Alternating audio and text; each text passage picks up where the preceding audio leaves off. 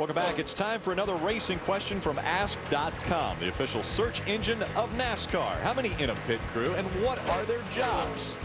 If you want to know the answer, well, go to Ask.com, where NASCAR fans go to get answers. Ask.com, the official search engine of NASCAR. And don't be so quick to think you know the answer to that. We've talked a lot about different rules. There might be more than one answer.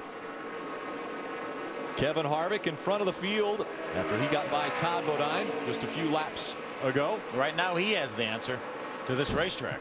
And somebody that's trying to rebut that is Matt Crafton. He's taken over the second spot, and the last time by he was just as quick as Kevin Harvick. Look back at that number 51 of Kyle Busch just coming into your screen right there, top of your screen. Just a few moments ago he was battling the 33 of Ron Hornaday entering turn number 3, and Kyle had a handful of steering wheel here. It's amazing the side of that truck isn't wiped off. Check them out. Here it is. Now watch Hornaday drive to the bottom, but look up top. Look at Kyle. Watch that truck get sideways right there, and that's right up against the wall at about 160 miles an hour. Watch his hand. Oh, you can't see his hands here, but watch this thing get out of whack with him. Oh, yeah. When those things hook like that back the other direction, it certainly gets your attention. That's what we talked about yesterday. When that truck will hook and go back to the right, you already have to have your steering wheel turn back the other direction, Ray. Absolutely, Phil. And on that first round of pit stops, you remember I had told you he was loose center up, and they went down 3 rounds on the track bar. Should have really tightened him up. But Kyle's been back on the radio saying he needs a lot of wedge in that truck. That's what he's going to need from the next pit stop, and he's alerted Doug George. Adam? It has not been an easy start to 2009 for the defending series champion. Of course, we're talking about Johnny Benson in that one truck. A new team not producing the same results. Now, they ran really well at Daytona, but got caught up in an accident. They simply were not good 2 weeks ago at California, and they have struggled here this weekend. But they have now hit on something. Johnny has gone from 18th to 8th early in this race. He just got around Terry Cook for that position. And Johnny also has to say hello to a couple of folks. John and Judy, his parents, celebrating their 50th anniversary, and 13th happy birthday to Caitlin, his daughter. That from Daddy JB, who's running 8th right now. So Johnny Benson running 8th. Out in front, it's Kevin Harvick continuing to lead. There are 3 Chevrolets up front. Gorgeous day for racing in Atlanta. The pageantry kicked us off, and the racing will keep us here. Atlanta Motor Speedway, one of the fastest in NASCAR.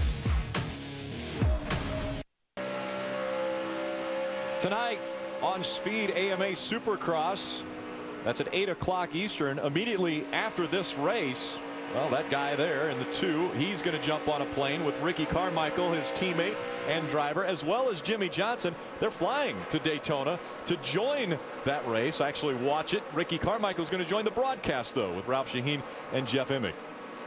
And it looks like Harvick's in a hurry to get there. He is driving away from these boys. He's in a lot bigger hurry to finish this race than Matt Crafton, because he's 3 seconds ahead of him right now. Good solid run, though, for Ricky Carmichael.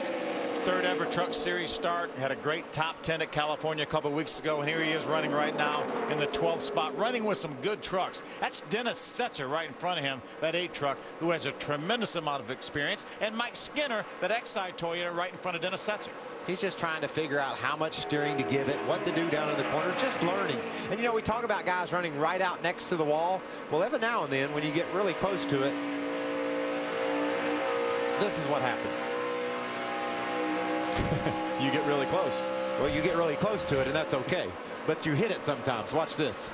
That was Stacy just a few moments ago, and boy, that doesn't even. That's really, about as easy as she can hit it if he hit it. I don't even think that really counts. No, I wouldn't count that. It definitely got his attention. He knew he was about to hit it, but darn, what a save. It's one of those deals where you draw up a little bit, trying to get your body away from the wall, and fortunately for Stacy, it worked. Stacy Compton just in front of that 24 of David Starr. And now you see Matt Crafton getting by both of them. Yeah, Stacy's dropped a couple of laps down, not having a very good run. Crafton, on the other hand, has got a good truck under him. He's just paling in comparison to Harvick. Kevin Harvick out in front of the field. Matt Crafton about 3 seconds behind him. You know, we saw Kyle Busch falling back earlier. He's 14 seconds behind the 2 of Kevin Harvick now. Ray Dunlap. Hey, Rick, let's start with a 6 through 10 drop back for you right now, because TJ Bell is in 6th, and what a great run. He has been coming through the field. Now, he was a little bit tight center off, and on that first round of pit stops at lap 30, they put a couple of rounds of wedge in, and TJ said, boy, that thing really brought this truck to life. So he's very, very happy. Right behind him, let's check in with Adam. He's covering Johnny Benson. And how anxious is Tom DeLoach right now? His teammates, you talked about TJ Bell and Johnny Benson right behind him, racing each other on the track. This actually a good thing for Johnny Benson, who has struggled this weekend.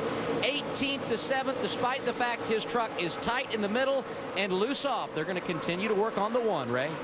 Terry Cook had such a great run at Daytona with that 3rd place finish. And then they had trouble at California. Well, what a rebound today.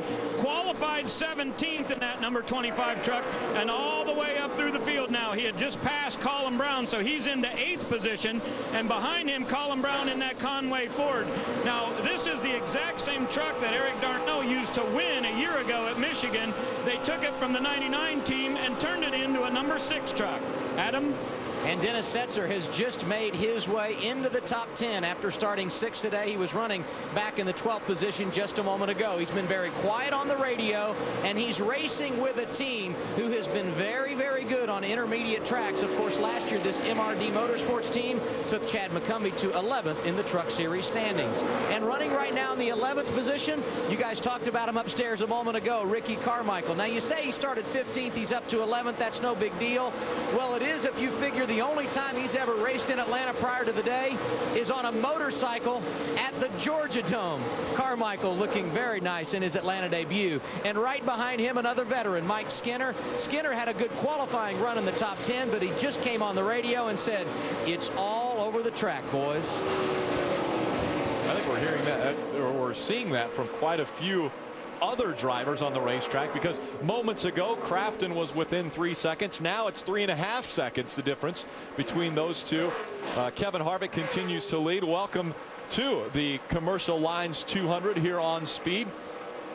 Kevin Harvick led the first lap, and then it was Kyle Busch who was the dominant truck for a few until we had a pit stop, and then all of a sudden things have changed. They've changed quite a bit, and if you tuned in a couple of weeks ago at California, you're probably thinking, where's Kyle Busch? We're looking at the leader, and Kyle's nowhere near.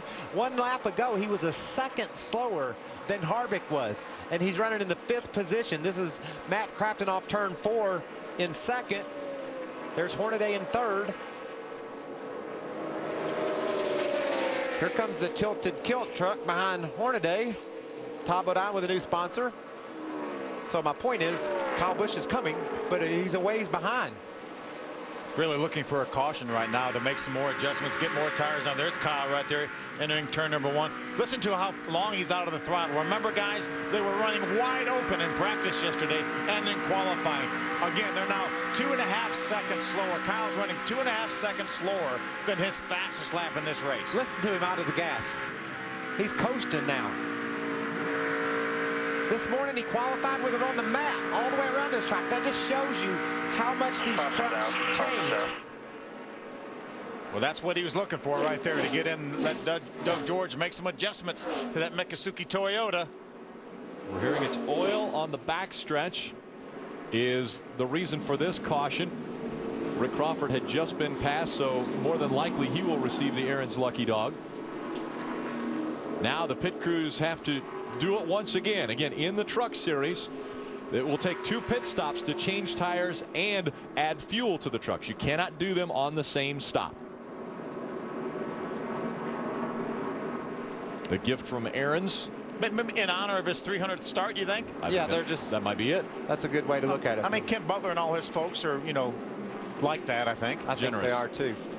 So the Aaron's lucky dog goes to Rick Crawford. He'll be back on the lead lap. That will put 17 trucks on the lead lap.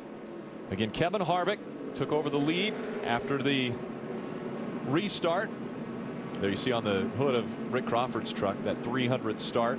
This is team owner Tom Mitchell. So neat that it's been with the same owner, Tom Mitchell, and all in Fords. Never anything but a Ford for Tom Mitchell. And He started second on the front row, and you know this Aaron's lucky dog. Maybe he'll kickstart him, get on pit road, make some adjustments. He can make something of this race today. His 300th start, starting on the front row. Yeah. I know he had a lot of hope and optimism, and so far it's been a struggle. But that doesn't mean they can't get on pit road and adjust that forward and get him going again. And now they know what the racetrack's going to do. We're over halfway. The racetrack is not going to change substantially for the rest of this race. So now they know which direction the truck's going. They can maybe make those changes if they change the right things. Maybe a different story in the second half.